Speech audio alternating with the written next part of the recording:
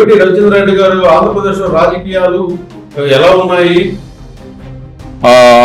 ఆంధ్రప్రదేశ్ లో రాజకీయాలు ఎలా ఉన్నాయంటే, పరిపాలిస్తున్న కూటమి అమలు చేయని హామీల మీద ఆశ, మన పార్టీ ఏమైపోయినా పర్లేదు, మనం ప్రజలకి ఎంత చేరువయ్యాం, ప్రజల కోసం ఏం పోరాటాలు చేస్తున్నాం అనేది పక్కన పెట్టి మన మీద వస్తున్న కేసులను ఎలా తప్పించుకోవాలి, ముఖ్యంగా మన వాళ్ళని కాపాడుకోవడానికి ఏ విధమైన చర్యలు తీసుకోవాలి, ఎయిదర్ బెయిల్ ఆర్ అరెస్ట్ అనే విధంగా ఏదైతే ముందస్తు బెయిలో అరెస్టో లేకపోతే వారెంటో ఏదో ఒకటి ప్రతి వారం ఒకరి మీద ఇద్దరి మీద అనేక ఆరోపణలతో సతమతం అవుతూ వైఎస్ఆర్సీపీ పార్టీ ఆంధ్రప్రదేశ్ లో, అంటే వైఎస్ఆర్సీపీ గురించి ఎందుకు మాట్లాడుకోవాలంటే కాంగ్రెస్ పార్టీ ఆంధ్రప్రదేశ్ లో ఉన్నం లేనట్టే, కమ్యూనిస్టులు ఉన్నం లేనట్టే. అవునన్నా కాదనుకున్నా కూటమి తర్వాత రిప్రజెంటేషన్ అసెంబ్లీలో 11 సీట్లైనా ఉన్నది కేవలం వైఎస్ఆర్సీపీకి మాత్రమే. సో జగన్మోహన్ రెడ్డి గారు మాత్రమే ప్రతిపక్ష నాయకుడిగా ఆయన్ని తను క్లెయిమ్ చేసుకున్నప్పటికీ అవునన్నా కాదన్నా జనంలో ఈ రోజు ప్రశ్నించే గొంతుగా వైఎస్ఆర్సీపీ ఉండాల్సిన బాధ్యత ఉంది.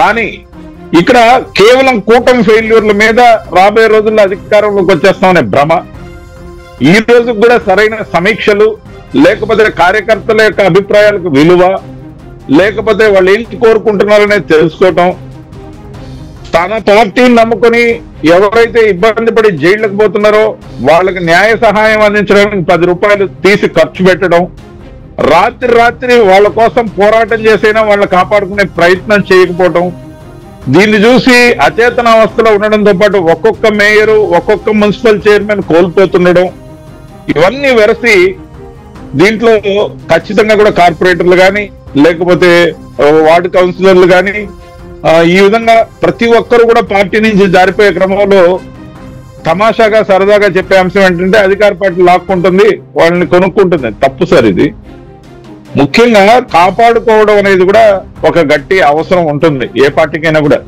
సరే ఆరోపణలు చేశారు అనుకుందాం, సో మాకు బీజేపీ నాయకుడిగా చాలా హాయిగా ఉంది, ఎందుకంటే రోజు రోజుకి ఆంధ్రప్రదేశ్ లో బీజేపీ బలపడుతుంది.